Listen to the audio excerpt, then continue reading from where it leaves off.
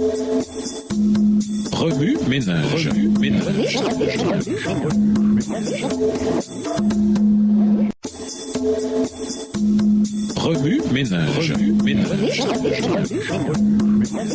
Bienvenue à votre émission Remue ménage. Nouvelle leçon de mardi, investiguer. Lisons Marc 11, versets 22 à 24, Jean 14, versets 12 à 14, Jean 15, versets 7 et 8, 2 Chroniques 7, verset 14, 1 Jean 5, versets 14 et 15, Éphésiens 3, versets 14 à 21, Jacques 1, les versets 2 à 8 et 1 Thessaloniciens 5, les versets 16 à 18. Marc 11, les versets 22 à 24. Jésus prit la parole et leur dit : Ayez foi en Dieu. Je vous le dis en vérité, si quelqu'un dit à cette montagne : ôte-toi de là et jette-toi dans la mer, et s'il ne doute point en son cœur, mais croit que ce qu'il dit arrive, il le verra s'accomplir. C'est pourquoi je vous dis, tout ce que vous demanderez en priant, croyez que vous l'avez reçu et vous le verrez s'accomplir. Jean 14, versets 12 à 14. En vérité, je vous le dis, celui qui croit en moi fera aussi les œuvres que je fais, et il en fera de plus grandes parce que je m'en vais au Père. Et tout ce que vous demanderez en mon nom, je le ferai afin que le Père soit glorifié dans le Fils. Si vous demandez quelque chose en mon nom, je le ferai. Jean 15, versets 7 et 8. Si vous demeurez en moi et que mes paroles demeurent en vous, demandez ce que vous voudrez et cela vous sera accordé. Si vous portez beaucoup de fruits, c'est ainsi que mon Père sera glorifié et que vous serez mes disciples. 2 Chroniques 7, verset 14. Si mon peuple sur qui est invoqué mon nom s'humilie, prie et cherche ma face, et s'il se détourne de ses mauvaises voies, je l'exaucerai des cieux, je lui pardonnerai son péché et je guérirai son pays. 1 Jean 5, les versets 14 et 15. Nous avons auprès de lui cette assurance que si nous demandons quelque chose selon sa volonté, il nous écoute. Et si nous savons qu'il nous écoute, quelque chose que nous demandions, nous savons que nous possédons la chose que nous lui avons demandée. Éphésiens 3, les versets 14 à 21. À cause de cela, je fléchis les genoux devant le Père, duquel tire son nom toute famille dans les cieux et sur la terre, afin qu'il vous donne, selon la richesse de sa gloire, d'être puissamment fortifié par son esprit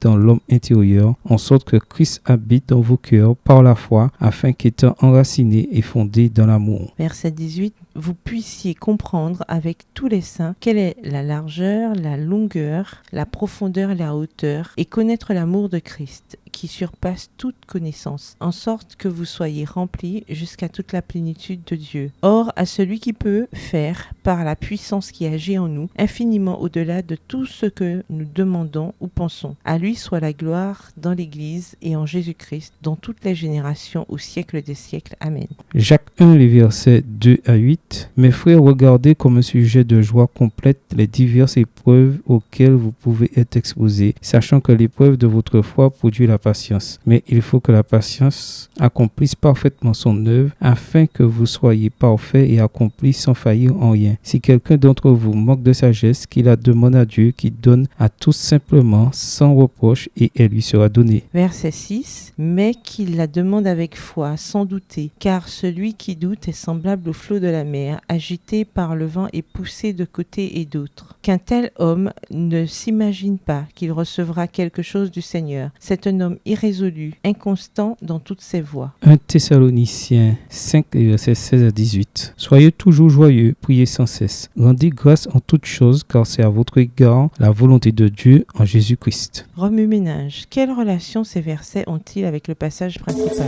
Quels autres versets ou promesses vous viennent à l'esprit en rapport avec le 11 versets 1 à 13? Au revoir. Et à demain si Dieu veut. Remue ménage.